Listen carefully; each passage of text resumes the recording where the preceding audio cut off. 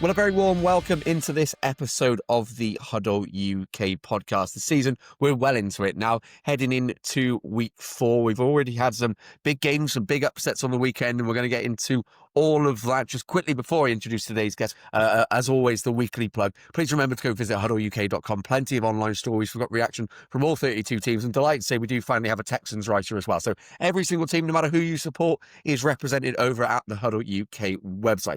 Get into today, talking everything that's happened week 3, week 4, injuries, fantasy lineups, all the rest of it. We're joined by Jack Humphreys. You might know him over on Twitter at JH4Dome Media. Jack, how you doing, mate? Yeah, I'm all good, thanks, mate. Thanks for having me on. It's an honour. So, yeah. Well, we came neck and neck. I think there was about half a point between us in the fantasy lineup on fantasygameday.app last week, and I saw you put it on Twitter. I saw our Huddle UK name crop up, so thought it'd be good to pick your brains. Clearly, we were on a similar wavelength. We'll get to the app as well towards the end, where we name sort of our picks of the week's players we like. Just for Huddle UK listeners, if they haven't seen you over on Twitter, what's your background? How did you get into the NFL yourself? So I got into the NFL about 15 years ago now. I'm a New York Giants fan for my sins. we, I got into the NFL watching the Super Bowl, actually, the Giants playing the Patriots. So that's sort of my first sort of dabble into the NFL. And I thought, well, I support the Giants. I'm a Chelsea fan as well. So they played in blue, so it made sense. Let's just support the team that plays in blue. And they were a bit of the underdog in that Super Bowl as well.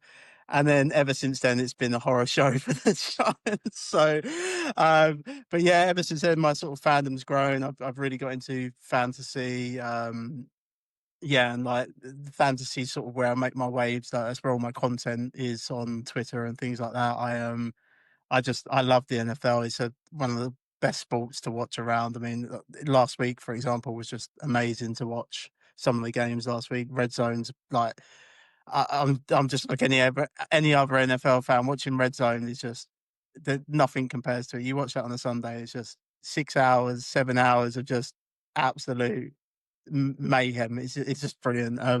And that's where my sort of like fandom of daily fantasy come in, because you're watching Red Zone and you're seeing your guys scores touchdowns. And I mean, I've often found myself running around the living room on a Sunday cheering my guys scoring touchdowns, or crying when they don't. So, but yeah, that's kind of my background with it. It's about 15 years now. So yeah, it's a sport I truly love. So yeah.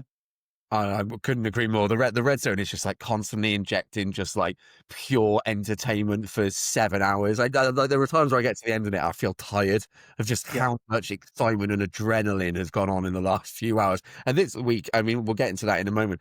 Some of the moments I was messaging the WhatsApp groups that I've got were going crazy with all the blocked field goals and the rest of it in week 3. It was absolutely Yeah. insane. I actually didn't know. I swear, hand on heart, I didn't know you were a Giants fan. I myself am a Chargers fan, so that would be a very interesting to talk about as we get into that section a little bit later on. We'll talk Jackson Dart. Just quickly on being a Giants fan. So again, I talk about WhatsApp groups. I've got a WhatsApp group with a few very good mates. We like to sort of test each other with quizzes on there, very random quizzes. And the one that one of the boys sent through today was trying to guess the most unhappy fan bases in the NFL over the last 15 years. We were sort of getting points depending on what teams you picked. One of my very early guesses, I think even my second guess, was the New York Giants, and they didn't come in the top 15. Now, I still have grievances. I've made a point. Their argument is that, well, my friend who hosted the quiz argued that they won the Super Bowl 15 years ago. So, Yeah. but since then, it's just been misery after misery. Does that surprise you? Would you say that, because top 15, that's half the NFL. I would say the Giants in the last 15 years would come in the bottom half of excitement or enjoyment for the NFL teams. Yeah, that does surprise me. I would have them in the bottom half of the NFL. I mean, we could look back 15 years and say we did win a Super Bowl, but then, I mean, there's some franchises about the other New York team, for example. My friend Matt Cullen is a New York Jets fan, and I often watch his Twitter feed on the Sunday, and he's just going off on one with what's going on there as well. So another New York team just facing misery each week. But there's a few teams. The Dolphins have not had much success in recent years. the Panthers, the Falcons seem to be I know they went to the Super Bowl, but then they lost it in dramatic fashion as well. But they seem to be a franchise just, all over the place. There's a few teams about I think Titans, Texans, the AFC South's just littered with teams. Yeah, all of them really, isn't it? Yeah. Yeah, pretty much. So yeah, but I would have the Giants in the bottom 15 The for like, Jaguars, yeah, the Jags were rated the most unhappy on this list that we were sent. The Jets were second, the yeah. Titans were in there, the Texans were in there, and the Colts. So yeah, the entire AFC South managed to fit into that list. We had Matt on the podcast a few weeks ago as well to talk Okay. the Jets and the JTT Cup as well. It was good to have him on. Yeah, it feels like whoever we invite on seems to be supporting difficult teams, let's say, at the moment. Let's go back to last week. As I've already alluded to, some absolutely crazy games. The Browns upsetting the Packers, the three blocked field goals in the space of about 5 minutes.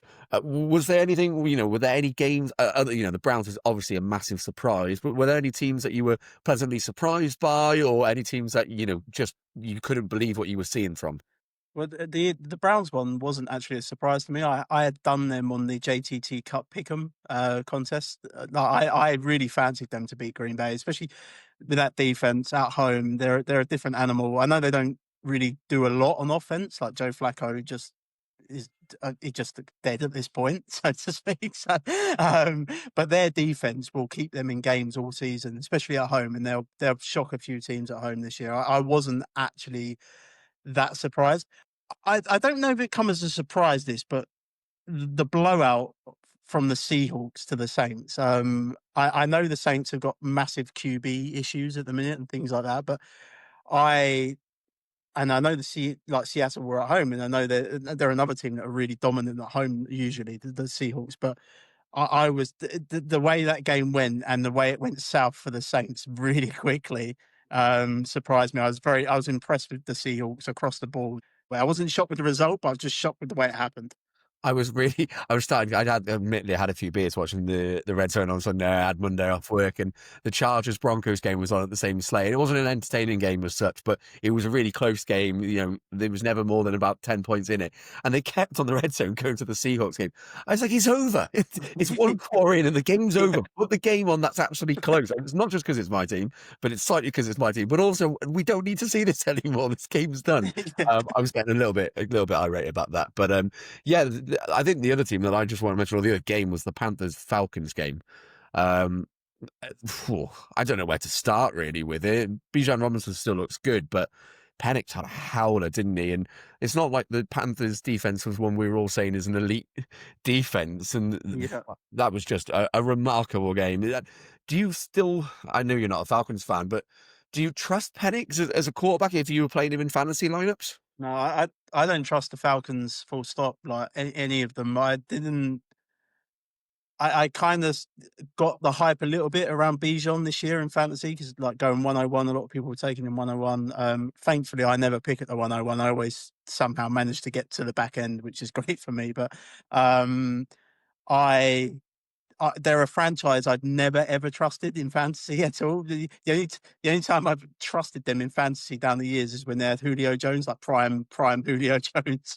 But ever since then, I mean, it's just been the picks. Drake London should be doing better, like for fantasy and in real life NFL. Kyle Pitts should be doing better, and it's just. You look at them, just I don't trust them. And again, there was another one on the pick 'em. I picked the Panthers to win again. I know they're not an elite defense, but I think they've got enough pieces on defense again that will keep them in games at home. I think the Falcons are a really bad team, and I think Penix is in a lot of trouble with Kirk Cousins behind him.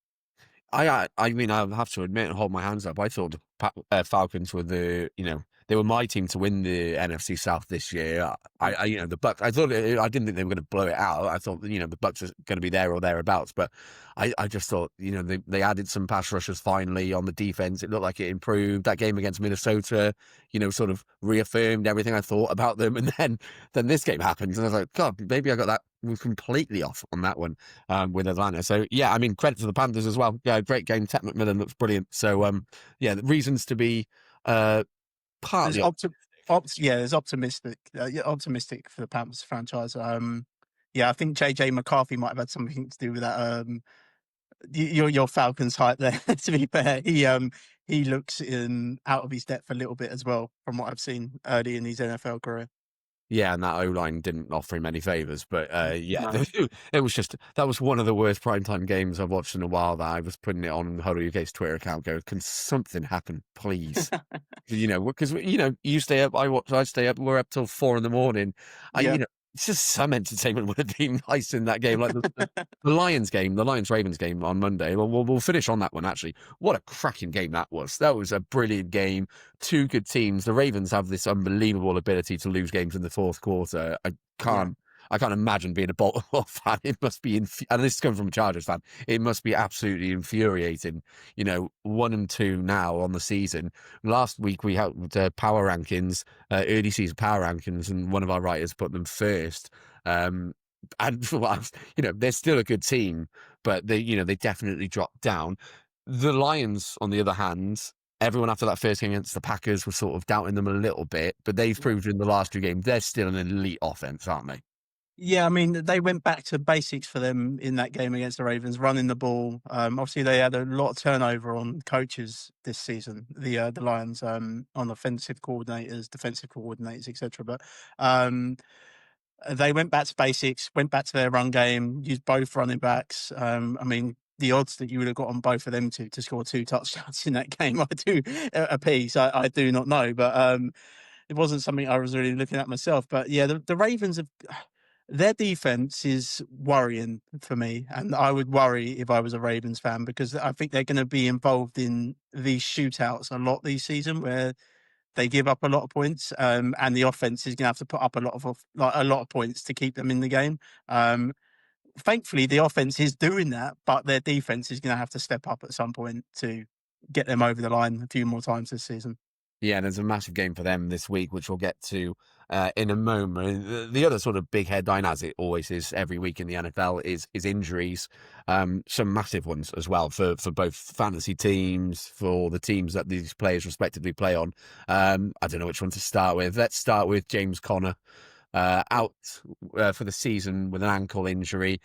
We're recording this on Thursday evening before Thursday night football, so I don't want to talk too much about that game because by the time this podcast comes out, it will have been and gone. But just a word on Trey Benson and your thoughts on him moving forward. I've set him as my captain in the fantasy game day lineup this evening. So when this podcast comes out, that will either have proven to be a very good decision or an absolutely incredibly stupid decision. We will soon see when that comes about.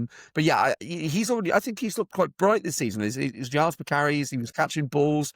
I think he could, he's not going to turn into Jonathan Taylor or one of these guys, but I think he's a guy that they can have some reliance on going forward. You didn't read my article then, did you? Because that's exactly who I'm captaining Is tonight. it really? Yeah, he offers you a lot of salary relief on the fantasy game day tonight.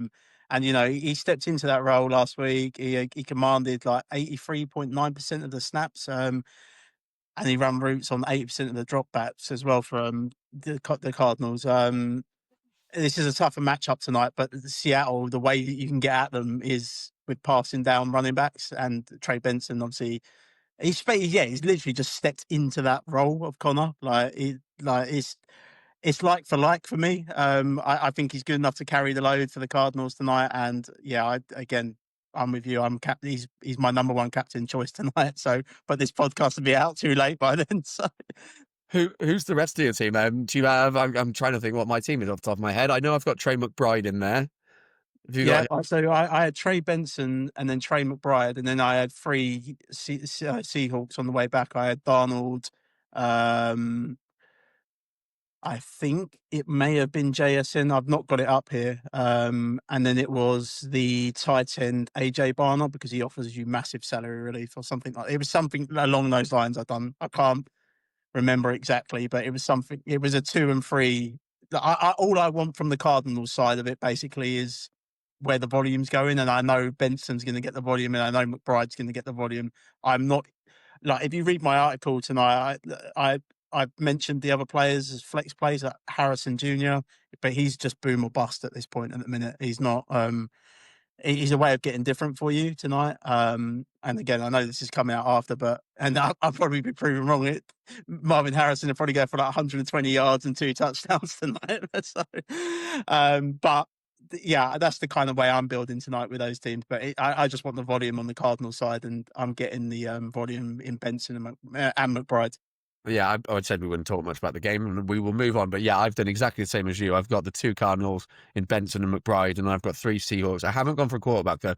Okay. I've gone for JSN, Kenneth Walker, and Torrey Horton, who's caught a few passes this year, as Yeah. my cheaper option in the team. So be interesting to see how that one goes this evening. Going to stay up to Yeah. that and see. And let's move on from that game. CeeDee Lamb's another one. Not as long term. Couple weeks going to be out. I believe that one is a high ankle sprain. Yeah. It opens the doors for a few players, this one, doesn't it, as well? George Pickens, obviously, a bit further down, Jalen Tolbert. Cavonte Turpin is another, I think, interesting player. If you've got in sort of best ball leagues, Yeah. might have a few big weeks here with CeeDee Lamb out. But the Cowboys in general, they're not a fun team to support right now. That defense is atrocious, and now Yeah. they're the best weapon on offense. They're going to be quite hard to watch this week against the Packers, particularly with Micah Parsons coming back. Yeah, I mean, that's a massive revenge game. I think he's going to go there and make a statement, to be honest. I the Cowboys are doing exactly what I thought they would do coming into the season. They're throwing a hell of a lot. I mean, they're having to just to keep up in the games that they're in. I've been impressed with Javonte Williams a little bit more than a lot of other people may have. Like, he doesn't really get mentioned a lot, but I have been impressed with him running behind that O line. Um, I think they're quite lucky at receiver. They've got the likes of Tolbert and Turpin, like we've mentioned, and Jake Ferguson, the tight end. He stepped up in a big way in the last game as well. So I don't think they'll miss Lamb as much. They're certainly going to miss him. I'm not saying that they're not going to miss him, but I don't. I think they've got other players that can step into that role. I think the player that they will miss if he goes down is Javonte Williams, because I mean it's Miles Sanders behind him. It's like, I mean, what are we doing here with Miles Sanders still running behind O lines and things? So yeah, I what you call it. I don't think they'll miss Lamb as much as we think, because they've still got other pieces on there. But it certainly, my Jaden Tolbert shares in best ball look great right at the minute. I've got him, I think, in the JTT Cup as well, which is a best ball league. So hopefully a few weeks for Jalen Toll. He's a player who I drafted like in the 16th round of a fantasy league years, like 3-4 years ago, and one of Yeah, the guys in the league who likes to get down with all the statistics sort of pointed it out at the end of the season. I think he'd had one catch all year, and he sort of everyone in the group started laughing at me. And then the last year, he had about 3 or 4 games in a row where he was really good for fantasy, and I was like, yes, yeah. indicated slightly. I mean, not massively, but still a little bit. So I always root for Jalen Tolbert. So I kept taking him. It was literally my last pick in every draft that I'd done. I took him the last pick in Scott Fishbowl. I just kept taking him right at the end of every draft, because I don't, obviously I do my own projections and things, and I projected the Cowboys to be very, very pass heavy this season. So I was just like, I want pieces of that offense on the passing game. And Lamb was obviously going way too early for me, and I don't really have a lot of interest in the second wide receiver picking. So I was just like, well, I'm just going to pick off Tolbert and Turpin right at the end of drafts, and that's what I kept doing. Yeah, the other one, Mike Evans, injury. He looks set to miss 3 or 4 weeks with a hamstring injury.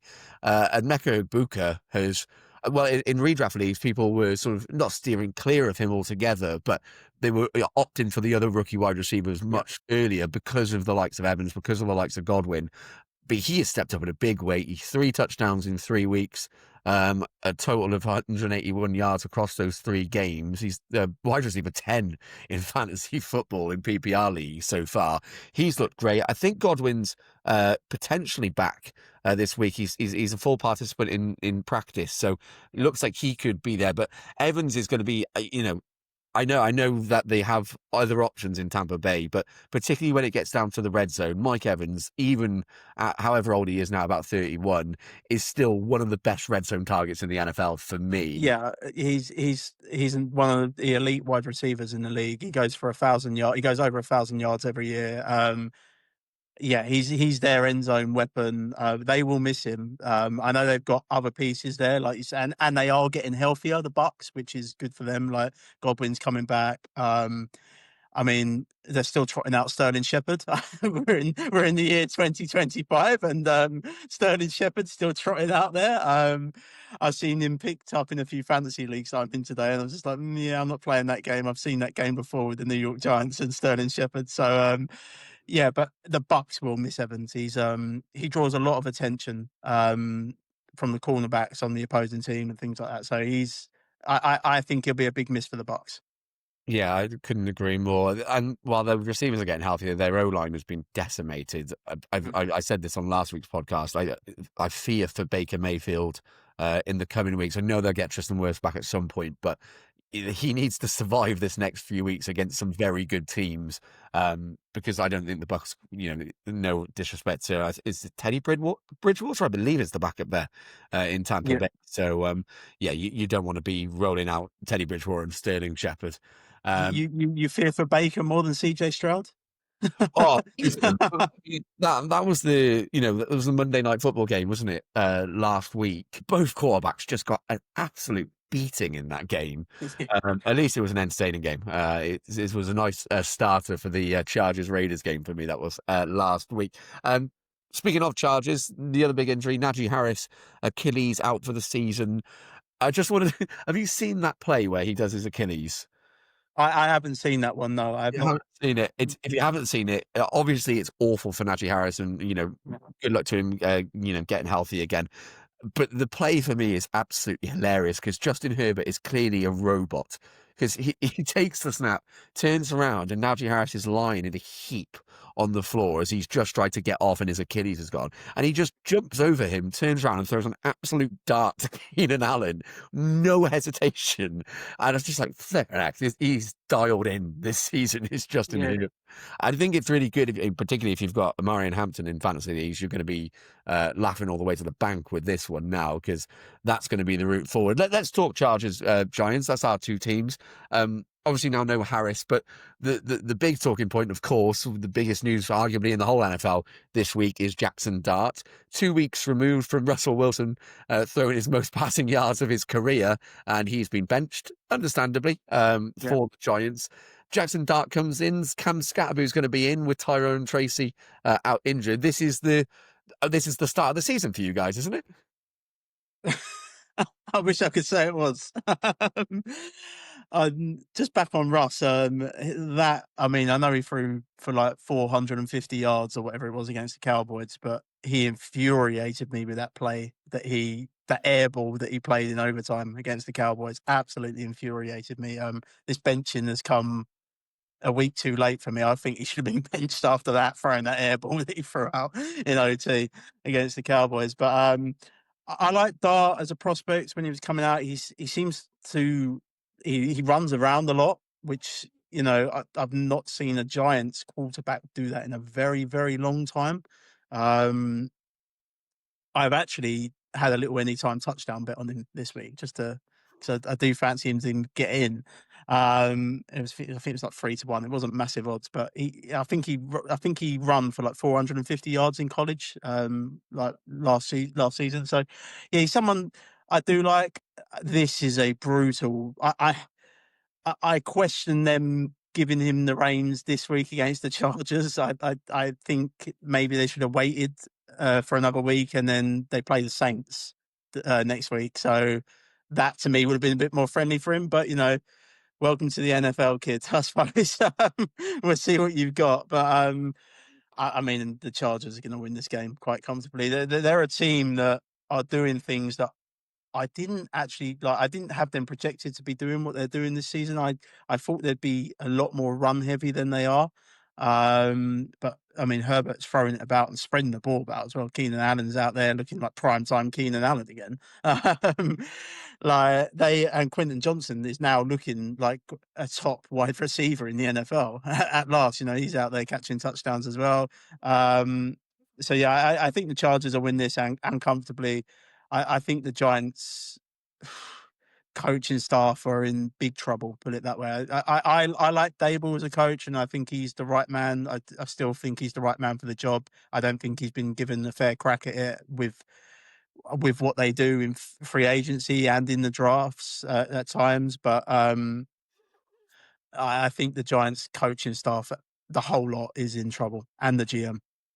Yeah, I couldn't agree more. It's an interesting one, isn't it? Because if you don't start Dart this week, then you start him next week on the road in what will be probably a reasonably loud Superdome for New Orleans. But then after that, the run is horrible. Eagles, Yeah, Broncos, Eagles again. And then the 49ers, who even though they've lost Bosa, there's still not a bad defense. It's a horrible run for you guys yeah, this next 6 weeks, with the exception of the Saints, which is obviously a winnable game. They've been better than most people thought they yeah. were going to be this season. But it's going to be tough. You say the Chargers are going to win this game comfortably. Any Charger fan will tell you that's not true. Absolutely not true. That would be lovely. It would, as the Bolt Army would very much enjoy a comfortable week, but it doesn't work that way. But as you alluded to, the Chargers have only allowed 4 touchdowns all season. That's the best in the NFL. The 8 Yeah, yards. This is baptism by fire for Jackson Dart. Him and Scatterby. I jokingly, a bit tongue in cheek, said this is the start of the season, but this is make or break for Brian Daboll, isn't it? Because if he's finally got his guys. He's always said that Daniel Jones wasn't his guy, and now he's got his guys. If this goes to pot, he's gone, isn't he? yeah, yeah. The whole setup, the whole lot will be gone. It'll be restart again. And that's what makes me worry. Like you've just mentioned, the matchups that are coming up, the Chargers. I mean, the Saints is the easy one, and then you've got Eagles, Broncos, Eagles, 49ers. It's just it's brutal, absolutely brutal run in there. How many games do they win? They do like stealing one off the Eagles for some reason every now and then, so there's potentially there, but I don't know. It depends if how healthy the 49ers are by then. I mean, they're getting beat up constantly. I think they'll get 2 wins in the next, what's that, 5 games? Yeah, 5 games. So you fancy Yeah. him to beat Saints at least? I think they'll beat the Saints, yeah. There we are. Well, there's some hope for the G-men out there then, people who might finally get on the board in week 5. Before week 5, obviously, we have week 4. Plenty of big games. We've just touched upon the Giants-Chargers game there. We've also mentioned the Micah Parsons going back to Dallas to take on the Cowboys. We also have the first ever game in Dublin this week. I'm not sure if you're going out to that yourself, but Steelers-Vikings game over in Dublin in Croke Park. Great to have more NFL over here on this side of the Atlantic Ocean. Not getting to Dublin, unfortunately, this year. I would love to go out there. Croke Park's a wonderful stadium Yeah. as well, even if a bit old. How do you see that one going? Vikings and Steelers, two confusing teams for me. The Vikings last week was one of the biggest shocks. Actually, I didn't think about them earlier on when we were talking about shocks of week 3. That they absolutely ran riot on the weekends. I don't think there was much of a shock, to be fair, with Browning. Just Wentz coming in. I mean, Wentz is serviceable at quarterback, and the Vikings have got a lot of weapons on offense. And their defense is elite. Their defense is really good. So I think their defense will keep them in games. And going back to that game in Ireland, I think they'll beat the Steelers. I think the Steelers are pretenders. I think they are that Steelers team that we saw 2 or 3 years ago when they went 8-0. I don't know if you remember that at the start of the season, and then they lost like 5 or 6 games after that. They remind me of that Steelers team. They're really bad on defense. You can put points up on this team. I mean, Drake May's put points up on this team. So I um I think the Vikings get the job done in Ireland and comfortable. Yeah, Carson Wentz led Vikings now. Hopefully, for the fantasy owners out there, Justin Jefferson has a big game. He's been a little bit quiet this season. With 2 teams we've already mentioned as well, meet this week, the Browns and the Lions. This is an offense v defense game, isn't it? At its core, not Yeah. that the Lions defense is awful, but this is just going to be Jared Goff trying to unpick what is a brilliant Browns defense. I love Carson Schwarzenegger. I think he already looks like a top tier NFL linebacker. Yeah. But you had the Browns to beat the Packers. I guess though you're leading the Lions this week. Yeah, I think because the Lions are at home. If this was in Cleveland, then maybe I'd think the other way. But I think the Lions got back to their run game against the Ravens last week, and I think you're going to see a lot of that. I don't think it'd be a very high scoring game. I'd stay well clear of it for fantasy. Um, but I think the Lions will probably win this game by a touchdown just by going back to their run game. Yeah, there's loads of other interesting games. You mentioned Drake May there. The Patriots, Panthers, two teams trying to salvage something from their season. It's been, well, the HuddleUK article from Johnny, our Patriots writer, the headline simply said, "Are the Patriots worse under Mike Vrabel?" I don't think any Patriots fans expected it to be this bad to start things off. There was a lot of confidence in Drake May, but yikes! 2025 not being nice to New England so far. They've had their good times. You know, they can have a couple bad years. I guess the highlight game in the early slate on Sunday is the unbeaten Eagles against the unbeaten Bucks. The Eagles Rams game was a thriller on the weekend. Yeah. Arguably the best game, most entertaining game of last week. One of those three blocked field goals as well. Where do you stand on the Eagles? Because lots of people still have them top of their NFL power rankings and say they're the best team in football. They're the Super Bowl champions. They're 3-0. Do you think they're the best team in football? And do the Bucks without Mike Evans pose a threat to them this week?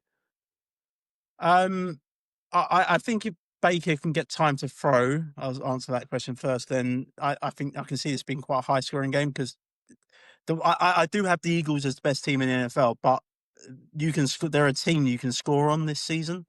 We've seen that in multiple games already this season. You can actually score on them. So if Baker can get the time behind the O line, which you've already mentioned, that's going to be hard enough. Then I can see the Bucks keeping this really competitive. This is actually a very intriguing game for daily fantasy as well, if you can get that script. So yeah, but like back to your original question, for me, they are the best team. And that pains me to say it as a New York Giants fan, but I I think they're going to be involved in quite a few shootouts this year because I don't think their defense is as elite as it once was. Who would you have just behind them? You said that they would be, you'd say they're the best team just. The Bills. You would say the Bills, yeah. Yeah. That seems to be the not consensus. Not everyone would say that, but Yeah. that seems to be the most common one too. Yeah. Not to blow smoke at my team, but the most common team I see third at the moment is the Chargers, which staggers me. And it absolutely staggers me and terrifies me, as I said last week. It's just like we can't have hope as Chargers fans. Every time there's hope, that crushing disappointment is. We were 30 points up against the Jags in the playoffs a couple of years ago. It's like, oh, this is too good to be true. And then, as you're a Chargers fan, all right, because I had this conversation with Tom T-Strack on Twitter the other day. I was very surprised that the Chargers let J.K. Dobbins out of the building last season. Was you? Yeah, I was. Because he started off the season elite. I think as the season wore on, his injury history caught up with him a little bit. He went for over 100 yards in that first game of the season. There was a video of him in the Broncos locker room ahead of the game because obviously the Chargers played the Broncos on Sunday. And ahead of the game, they spoke to J.K. Dobbins. And it was quite an interesting answer. I'm not sure if you saw it, but they asked him, does he have any revenge or any ill feelings towards the Chargers? And he said no, but you could sort of see in how he said it and the way he was talking that he wanted to stay. So I don't know where that decision was made, whose decision it was, but it sounded like he didn't want to leave. And it was the higher ups' choice. They asked him if it was about contract and money, and he just sort of declined to answer it. So I think maybe a case of he valued himself a bit higher than the team. But the answer to your question is I was surprised. Yes, I was surprised they let him go. When they then got in Najee Harris, I was like, okay, you've gotten rid of someone who's an injury risk to sign someone who's never missed a game of football and gone over 1,000 in every game. And now look what's happened. J.K. Dobbins got a touchdown against us, and Najee Harris is out for the season. It's funny how this cruel sport works. As I've already said, good luck to Najee Harris in his recovery because it was not fun to see that reverse angle. It kind of reminded me of Rodgers in that on his Jets debut. You see it go. It's horrible. But yeah, I was that did catch me by surprise. But I think overall the moves made in the offseason were good ones. Yeah. The other game, I think it's in the late slate. I'm going to have to get it up now. When is this game? Yes, it's in the 9 o'clock games, or 9:25 over here. Kickoff, Ravens Chiefs. Now, the Ravens Chiefs, when you say that as a game, as a fixture, that sounds like the AFC Championship game, or at least a divisional round playoff games. Yeah. One of those two teams is going to be 1-3 through 4 weeks, which, you've got great odds. We like talking about betting. You've got great odds to say that Yeah. for either one of these two teams. I think the vibe is more positive in Baltimore than Kansas City from the outside looking in, because the Ravens, although they've lost 2 games, they've lost to 2 very good teams in those games, in the Bills and the Lions. Whereas, the Chiefs, yes, they beat the Giants, but everyone has, sorry, this Yeah. season. I mean, they were lucky. To be fair, though, the Giants kept him there with them, and the Giants just threw that game away. The Giants could have actually won that game if they, done things a little bit better. But the Chiefs, their run game is concerning. I mean, you're trotting out Kareem Hunt there still, Isaiah Pacheco. I mean, they are insistent on using Kareem Hunt on the goal line for some reason. Pacheco will get down there, and then I'll just. But the run game's awful. I do believe that they're going to get Worthy back this week against the Ravens. So that will help. I mean, the wide receiver core is just. I mean, what are they doing in Kansas City when they're doing their drafts and things like that? But no, honestly, seriously, like give Mahomes a weapon. Like, stop. Why are we picking up all these dusty wide receivers like Juju Smith-Schuster and Hollywood Brown, and give the guy an elite wide receiver. I, I I don't even want to try and call this game, but I do think the Ravens will beat them. But I know you've just said one of these teams is going to go 1-3. I think both will still make the playoffs. Yeah, I would agree with that. Yeah, Yeah. There's something about the Chiefs in the last few years. Even when they look bad, they still somehow find a way to win games. And as someone who supports an AFC West team, it's painful. I completely agree with your dusty old wide receivers comments. Tyquan Thornton's actually been a pleasantly Yes. surprising option for the Chiefs this year. So, yes, they do get Xavier Worthy back. Probably we expect that on Sunday. So that will probably lower Thornton's role a little bit, because Xavier Worthy got taken out by Kelsey. If you didn't see that in week 1 in Brazil, about 2 plays into the game, Travis Kelsey just broke Worthy's shoulder, which was bizarre. You've reminded me whilst saying that, because I was thinking about Rashee Rice, and then I was thinking about my JTT Cup team, because I drafted Rashee Rice waiting for week 6, and I also drafted Jordan Addison, just to go very quickly back over the Yeah. Irish to Dublin, because Jordan Addison's a player who's back this week, or is eligible to return this week. I would be very surprised if Kevin O'Connell doesn't decide to play him this week. That would be ludicrous. That would be a big boost for the Vikings, who haven't been able to get it going on offense this year. I like Jordan Mason. He was my pick of the week in DFS last week, and was justified in doing so when he scored 2 touchdowns. But this has got to be a more positive week for the Vikings with Addison back. You, I guess, as a bettor and as a fantasy player, it's a bit risky plugging him in straight away, though.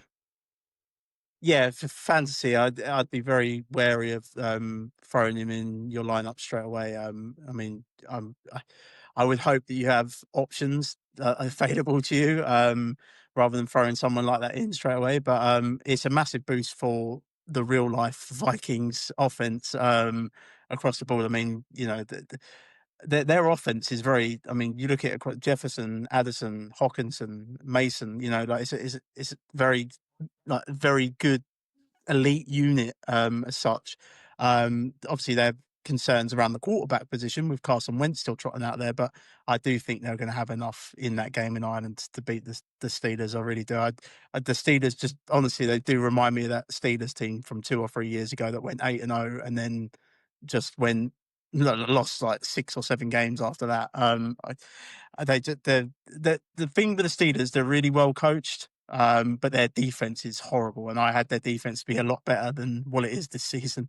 Yeah, I expected it to. You just, I mean, it's obvious really when you look at it, but when you just started rattling off all the Vikings weapons, they all end in son, don't they? Mason, Yeah. Jackson, Addison, Hockenson. Jalen Naylor comes along and ruins it then, and Adam Thielen. But yeah, this just sounded like a A dusty Adam feeling. yeah, just Adam Thielen. Yeah, I think that was I said last week. I think that was an interesting choice by the Panthers to let him go. I think that first week, Bryce Young was looking for something reliable and couldn't find it. Yeah, The primetime game. Sometimes the NFL schedule it really it hurts my head. The Sunday night game, obviously Packers Cowboys, wicked, happy days. Monday night, it's another one of these double-headed sort of yeah, days. When they did it a couple of weeks ago, at least the first game finished before the second one started. This time they kick off an hour apart, which just seems very strange to me. The Bengals. With Jake Browning again, look like they can't get anything going on offense. Russell Wilson has more rushing yards this year than Chase Brown, which is which is a worrying, very concerning statistic. yeah. They go to Denver to Mile High to play a very good Broncos defense, so I fear for Browning in that one. And the other one though, flip back. Jets at Dolphins. Now, Lee Dobbins, who's the HuddleUK's Dolphins writer. Firstly, on Lee, if you haven't gone over to the HuddleUK website, please go and have a read of Lee's bi-week memoir. He wrote a hilariously funny story that went up this week about being an NFL fan on a Sunday when your team's not playing. Because Yeah. obviously they were Thursday night football last week. That is well worth a read. You can find it over on Twitter. But he sort of wrote a match preview for this game earlier. He compared the Jets offense to a microwave burrito, occasionally hot, mostly disappointing and liable to explode under pressure. It's a very good read. He predicts the Dolphins to win this, but as I put on the social media sites, this is bad versus worse. This is an awful game on paper. That is a primetime game. I don't want to ask you how you see it going, but are you going to be watching? No, I'm certainly not watching either of these games. The Broncos Bengals won. The Broncos are going to win that game. The Browning. I mean, what are we doing? Like, surely this go and put a trade in for Jameis Winston off the Giants or This something is here. what Like, I yeah, like exactly that. I mean, at least if you put Jameis Winston in that team, it's going to be funny. Like, exactly. Yeah, at least Jamar Chase is going to go absolutely insane like 4 or 5 times if you have Jameis Winston in. Jake Brown, exactly. good, good for him. I never ever want to criticize players because that's what they're doing. They're far better athletes than you and I, but Yeah, it's not inspiring and it's not entertaining. I think as a Bengals fan, you would take entertaining right now because yeah, on Sunday was furthest thing from entertaining. It was like excruciating if you're a Bengals fan.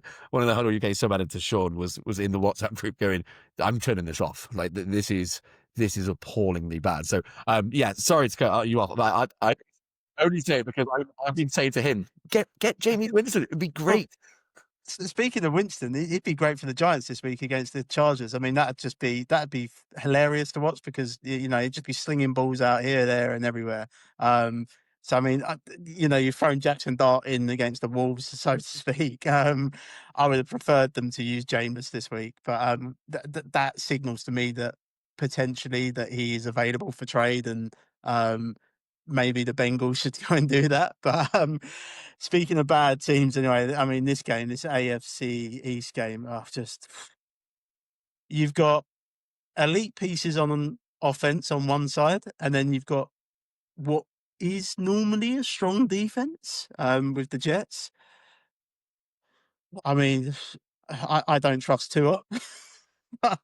I don't trust what the Jets are doing either. So, I mean,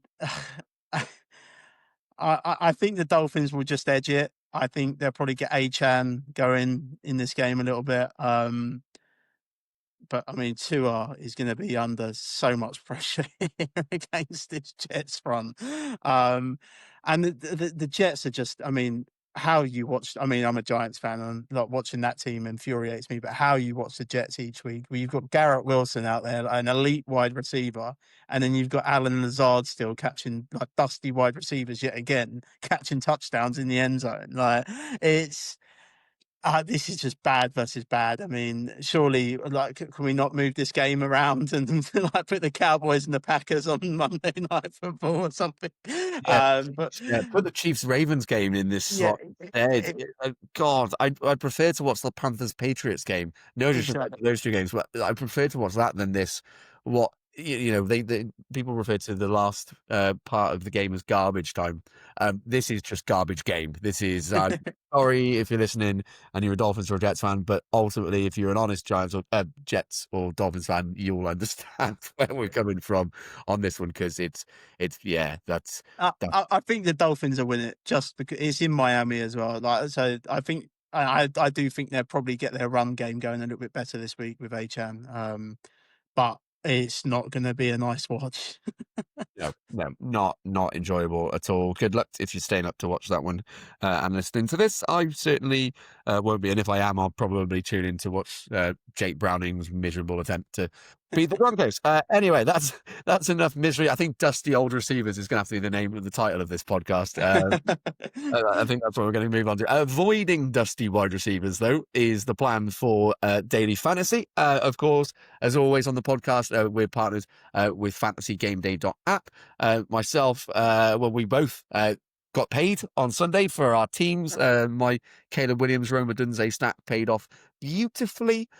Jordan Mason did well. If Najee Harris didn't go down with his Achilles injury, I think I would have been top 5 because I got paid even with Najee in the team, who got about 2 points. So yeah. This week, of course, loads of games players will be targeting. But you're the man to talk about. There's plenty of articles each week over on Twitter. Of course, that's at JH4DoMedia. So make sure to go follow over there. We've talked about tonight's game, Thursday's game, but Yeah. Sunday, that's where the big games are. There's plenty of different competitions you can enter on fantasygameday.app. Before we get into sort of specifics and players we like for this week, what's your, I guess, not top 3? I'm not going to make you put a number on it, but if someone's just getting into it and exploring making these fantasy lineups and betting on the app, what sort of advice would you give to just sound fundamentals for setting a team? Well, you can actually go to my Twitter, and I've done a strategy guide to Fantasy Game Day and daily fantasy in general, how I approach it. I mean, I love daily fantasy. There's so many ways that you can like get different, and like there's just so many different strategies to it. Um, I do a lot of research. A lot of my Sunday is sitting in front of my laptop. It's very boring. I research everything: the odds, the over under totals for games, what defenses are good against what they're weak against, etc. I check the weather. The weather's like a massive, like, especially as we get into the colder months. Like if you get snow games and things, then I just tend to the strategy that I'll do in them snow games is that I want the running backs on both of those teams in my team because they're just going to get a heavy workload. Um, I loved what you done last week with your lineup. So that because this will come under lineup construction. I'm a big proponent. Like, I love overstacking. Like, so people will stack, like, let's say Patrick Mahomes and Travis Kelce, for example, and then they'll do a bring back. Let's say they're playing the Eagles, so the bring back would be Saquon Barkley at the running back position. I'm a big fan of overstacking, so I will have, like, if in that scenario, I would have Patrick Mahomes, Travis Kelce, um, Xavier Worthy, maybe, and then I would also be bringing back Saquon Barkley, and depending on the salary and things like that, let's just say Devontae Smith because I'm not going to have enough for AJ Brown within the. So that's what I mean by an overstack. I've seen I used to play DraftKings quite a lot. I've seen many people take down the Millie Maker on DraftKings from overstacking. I think it's the best way to, like, you want all the pieces from that high game script environment, so to speak. Back to your lineup last week. I love what you done because you did something that I'm a big proponent of, like, and it's finding that game where the over under total is quite high. But you can see there's a chalkier side to it, and the chalkier side to it would normally be because it's a cheaper side to it. So I took down a DraftKings Ashes contest a few years ago, and the way I done that was everyone was playing. Like I knew everyone in that contest was targeting the Eagles and the 49ers game. But everyone was targeting the 49ers side, so they were stacking Purdy with CMC and Kittle, and then bringing back AJ Brown, for example. And I just thought, well, it's the same game script. Like, why is no one going to the other side of it? So I went with the Jalen Hurts side of it. So Jalen Hurts, AJ Brown, Devontae Smith. It was them two I played, and then I bought it back with Kittle and CMC. That's my big overstack that I like to do. Thankfully, AJ Brown and Devontae Smith went absolutely mental in that game. I ended up taking the contest down because it's just because I got unique. Like I got so different, and that's why I loved your lineup last week because you've done the same thing. I was guilty of it last week. I looked at the Cowboys Bears game myself, and I was heavily on the Cowboys side. When theoretically, I should have done what you done with your lineup: stack Caleb Williams, Adunze, and that's why I loved your line. Like it's something that I preach. Of just it's you're getting so different straight away from everyone else playing the contest because you can see like I don't know like 60% of the people in that contest are stacking that game because of the high over under total. But you're just going to stack the other side of it. It makes you completely different straight away. And then you can just eat all the other chalky pieces. Like Jordan Mason was a chalky piece last week, so you can just eat all the other chalky pieces within the lineup. Um, I I'm guilty of this myself. I So when I do that overstack, I then let's say let's say the Vikings are playing. I don't know. Say the Vikings are playing. Name me a team. The Falcons. Let's say that. I would have Jordan Mason, and then I would have like a Drake London. So there's like a mini stack in there as well. I'm quite guilty of that. And then last week, I couldn't really find like I done my overstack with Dak, and then I couldn't really find any other. I think there was one other stack that I liked, but I couldn't really. I try and keep the stacks all the way through the team, but I couldn't. So I was just taking one-off pieces here and there.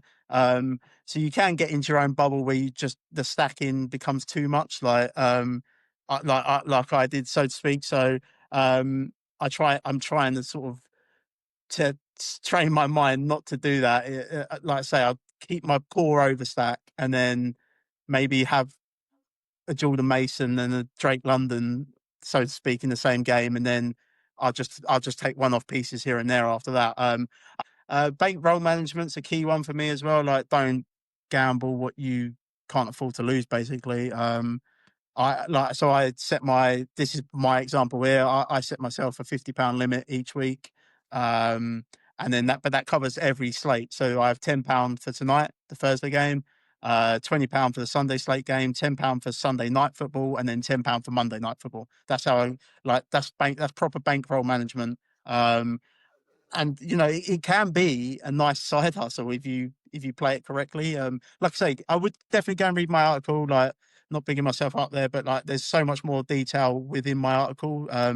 And yeah, you just might find it useful. There's loads of tools and things like that out there. There's loads of websites. Ship It Nation's a good website for daily fantasy. They offer loads of like free content as well. So yeah, there's loads of tools out there to be used, but definitely if you go and give my article a read, and that will crack the basics for you basically.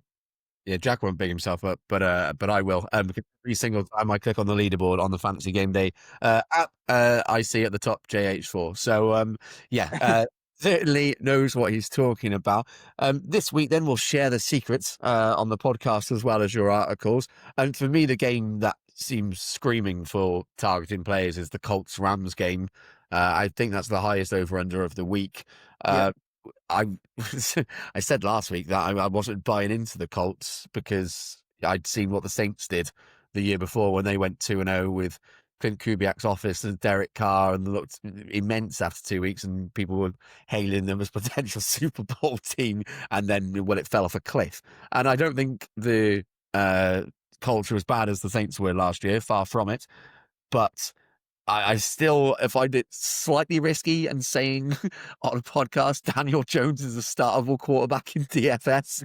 It feels terrifying saying that, but he's looked good. The Colts have looked good. The Rams look good. Puka Nakua is my favorite fantasy player, not necessarily DFS and daily Yeah. fantasy. over on Sleeper, I'm just going after him everywhere. I've got him in 2 dynasty leagues, and I absolutely love him. But he sort of feels like the player. I think Puka Nacua will be a very popular captain, let's say on Sunday. Yeah, yeah, then most definitely. I mean, I think I've captained CMC every week so far this season. Doesn't get into the end zone, which is absolutely infuriating. I mean, speaking of that, that cost me £800 last week. He didn't find the end zone. I had a What? accumulator go in, the fourfold accumulator for any time touchdowns, and he was the only one who didn't get in. And they used that Carl Juszczyk play on that. I was fuming. Um, yeah, that's just the library there. But CMC is always a good captain anyway, just because of his workload. But I think Puka will be a popular one, like you say, within that game. That game is very easy to stack for me. If you're going to go the Daniel Jones side and you do my overstack thing, I would go Daniel Jones, Pittman, Tyler Warren, and then I'd bring it back with Kyron Williams and Puka Nacua. I mean, it's not going to leave you a lot of money. You're going to have to start getting some value pieces here and there, because I think Game Day done a really good job this week with the quarterback pricing.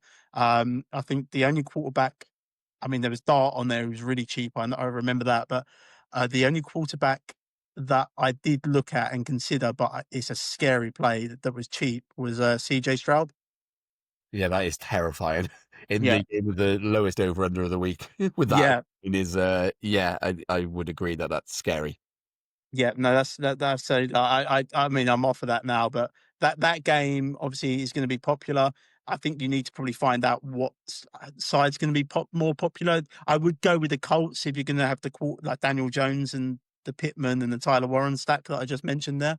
Um, so if you're going to do what you done last week, then you're going to do it with Stafford, Kyron Williams, and Puka Nacua, and then bring it back with Pittman and Tyler Warren, because you've got different straight away by playing Stafford from 60% of the field already. I always try and get sort of the rookie players when they look like they've flashed a little bit, but haven't Yeah, had a massive breakout game. I always try and look. I had Matthew Golden in a few teams last week. I think Luther Burden is that guy this week potentially. He had 3 catches for over 100 yards and a touchdown last week, and Colson Loveland got banged up. DJ Moore seems well like a running back at the moment. It's very, very. I don't know what the hell's going on in Chicago. Regularly, I find myself saying that, but yeah, Luther Burden's a really cheap option this week. I think could be okay. And as I mentioned his name earlier, but Tyquan Thornton is Patrick Mahomes. I know Worthy will be back, but he's Mahomes' favorite target, particularly downfield at the moment. yeah.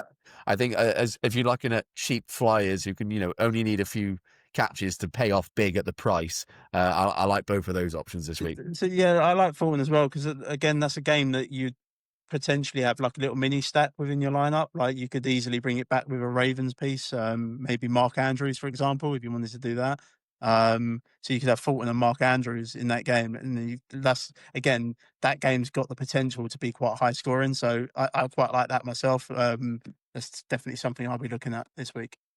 Yeah, couldn't agree with you more. Do you have a captain just to round things off, or a player um that you think is separated from the rest?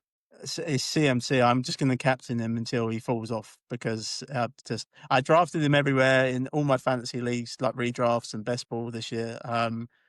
He's the best running back in the league. And the 49ers need him because their wide receiver core is horrible.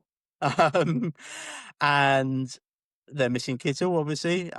Purdy, I think, will be back this week against the Jags. Again, that game has the potential to be quite high scoring as well.